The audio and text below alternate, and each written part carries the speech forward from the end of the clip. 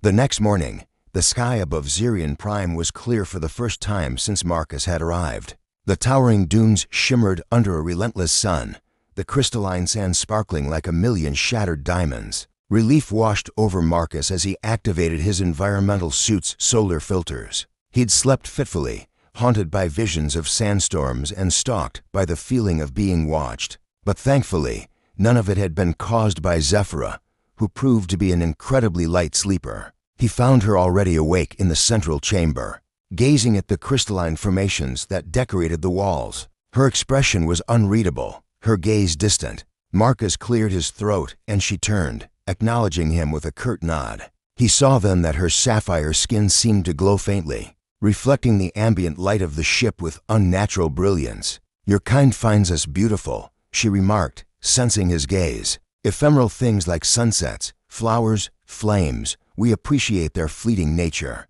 Yours is different, yet no less magnificent." Before Marcus could reply, a chime echoed through the ship and panels slid aside, revealing a row of sleek pods. "Those are the stasis chambers," Zephyra explained, her voice flat and emotionless. "The remains of my people reside within." Marcus nodded silently, understanding the gravity of the situation. He didn't pry further, but he couldn't help but feel a deep sense of sadness for her loss. "When did you say it happened?" "More than 200 years ago," Zephyr replied. "But their forms are preserved. There's no decay. They simply await a resurrection that will never come." She sounded detached, clinical. But when one of the pods hissed to life, revealing a pale, emaciated figure suspended within, Marcus saw the pain lurking beneath Zephyr's stoic exterior. He couldn't imagine the toll of witnessing such a spectacle day after day for centuries. After touring the ship's preserved library, museum, and memorial chambers, Zephyra led Marcus to what appeared to be an exercise room. "You mentioned you are strong," she said, gesturing to the various training implements within. "Let me see." Marcus understood this was her testing him, gauging whether he was friend or foe. So he stripped off his environmental suit and got to work, using the ship's guidance to perform feats of strength and agility. An hour later, sweat dripping down his face, he stood before Zephyra, battered but exhilarated. "Not bad," she conceded. "Better than I anticipated. Your muscles are underdeveloped, but your technique is sound and your endurance exceeds what I expected from one of your species." "Thanks," he grinned, trying to ignore the aches in his muscles. "I try to keep in shape, you know, in case I ever find myself stranded on a desert planet or something." Zephyr regarded him with an unreadable expression. "So you entertain the possibility that you may survive this ordeal? If I do, I'd like to stay longer and help you. But I'll be honest, I'm starting to think my ship is beyond repair. This storm tore it up pretty good. You said your people went to a new world. Where was that?" She flinched as if struck, but recovered quickly. "The records aboard this ship contain a great deal of sensitive information, including coordinates to systems of strategic value.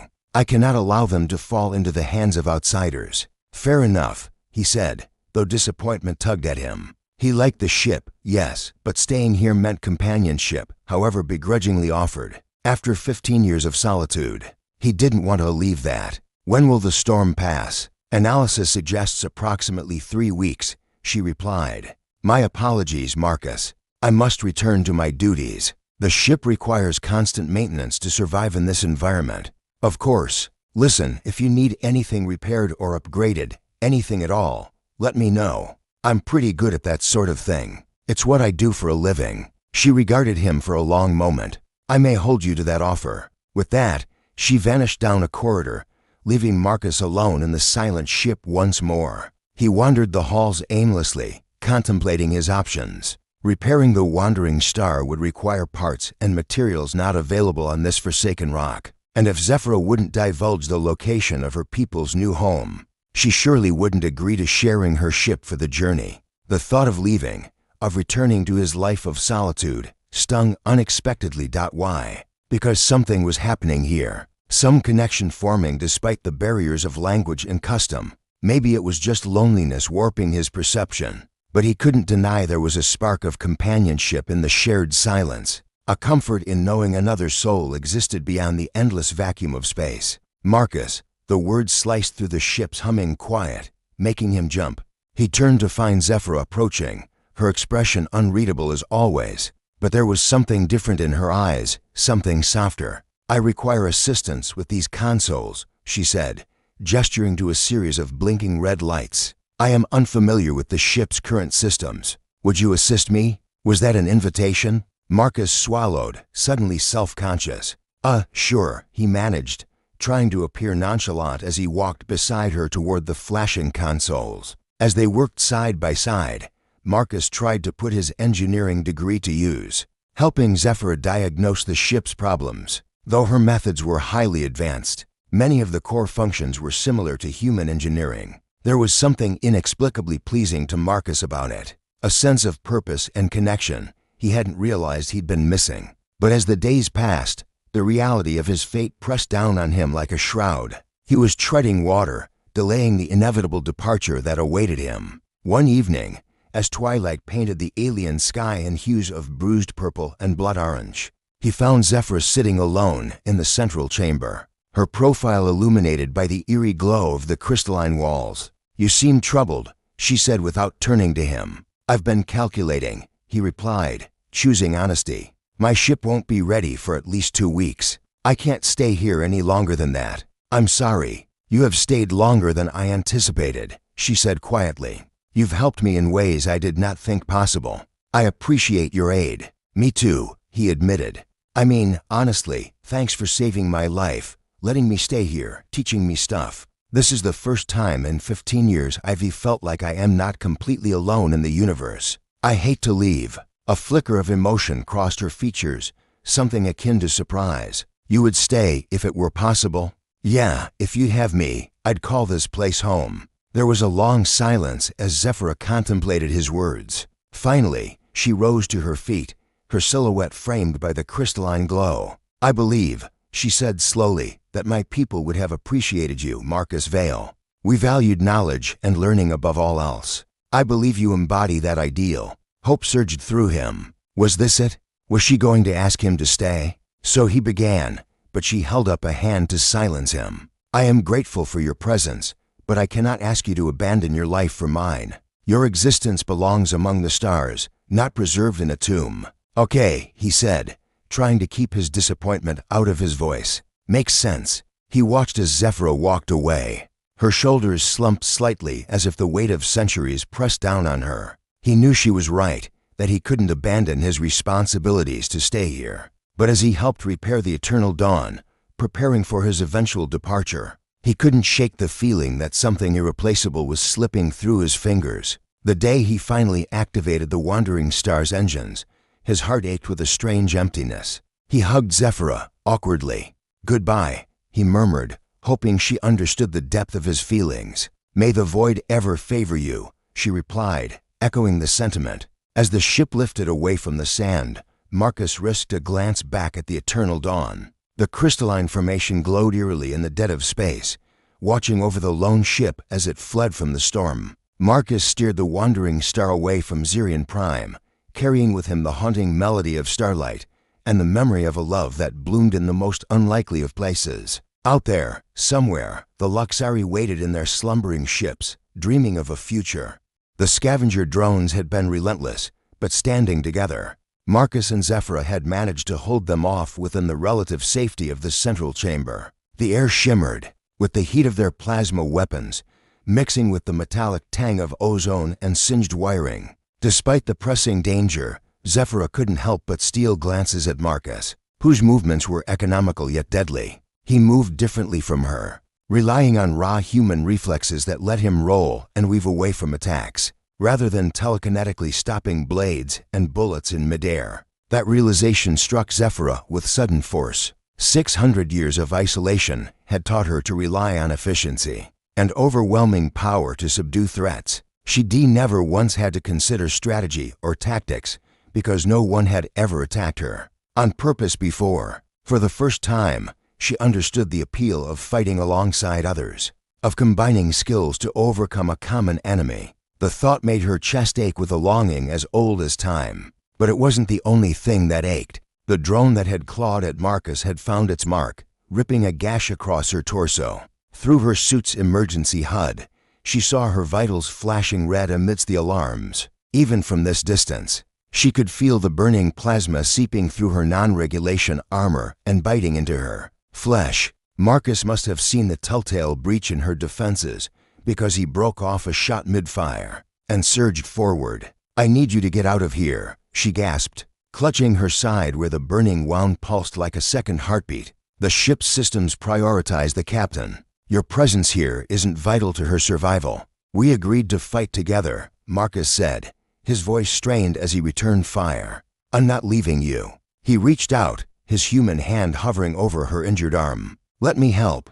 "You can't," she choked out, pulling away. "If you touch me, your nanits will fry. You'll be dead in seconds. So let me die trying to save you," Marcus said, his jaw set with grim determination. Zephyra stared at him, stunned by his utter lack of regard for his own safety. In centuries of interacting with other species, she'd never encountered such selfless concern. His willingness to sacrifice himself for her, for this ship, for a cause he barely understood, cracked something in her armor. The walls she'd built so carefully, so painstakingly, crumbled under the weight of his humanity. The sight of his dark eyes blazing with conviction, his features etched with concern as he fought to protect her. Suddenly none of it made sense anymore. Why had she pushed him away? Why had she kept him at arm's length when all he'd done was show kindness and understanding, where others had shown fear or greed? The answer hit her like a physical blow. She'd been afraid to trust him, afraid to let anyone in after what she'd lost,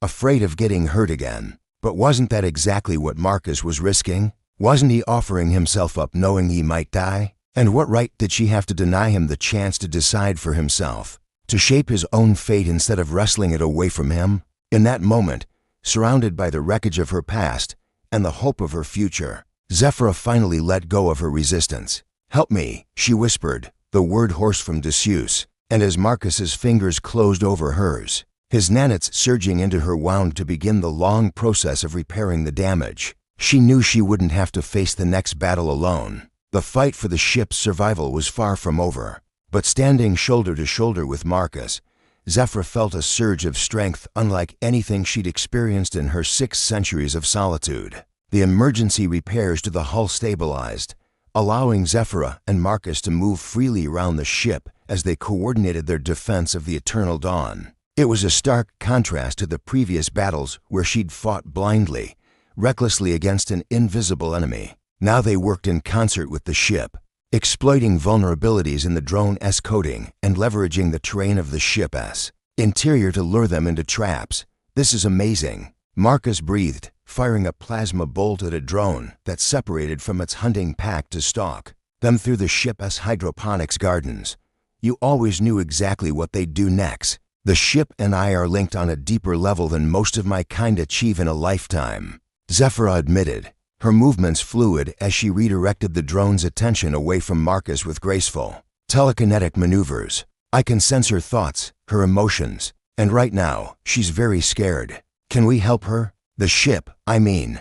"Perhaps, but I'll need more time to study the hive-mind interface. Right now, our priority is containing the drones." Zephyra guided Marcus through the labyrinthine passages of the ship, using her knowledge of its systems to evade the relentless drones. But she could feel the strain of their efforts sapping the ship's already diminished reserves. "We're low on power," she warned, her voice tight. "If we can't buy some time, the drones will overwhelm us." "Then we'll buy some time," Marcus said with grim determination. He motioned with his chin toward a maintenance access panel ahead. "Hide me in there. I'll block them long enough for you to reach the main hive node."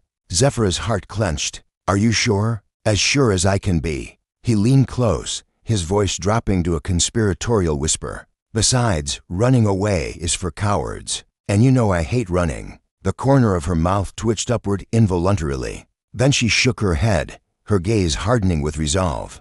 "Be safe, Marcus." With that, she slipped through the access panel as he covered her approach with rapid-fire blaster bolts. Inside the cramped maintenance shaft, Zephyra felt the vibrations of his courage rumble through the metal walls around her. She moved quickly, following the main hive node's call through a series of narrow corridors. But as she neared her destination, the path became clearer, the way illuminated by a soft blue light that pulsed in time with her heartbeat. As she rounded a final corner, the source of the luminescence revealed itself. The heart of the ship, normally a restricted area, thrummed with welcoming energy. Its protective measures deactivated as if sensing her need.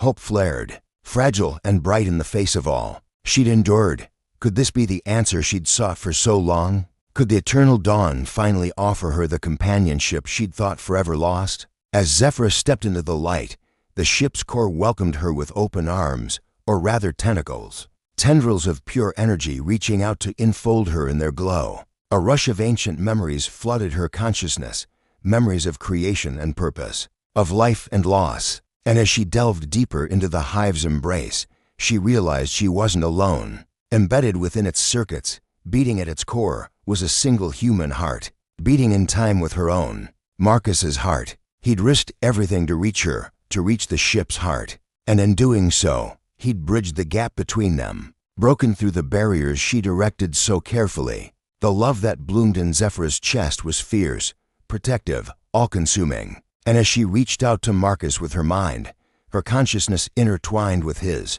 she knew she wouldn't trade this moment for all the centuries of solitude that had come before.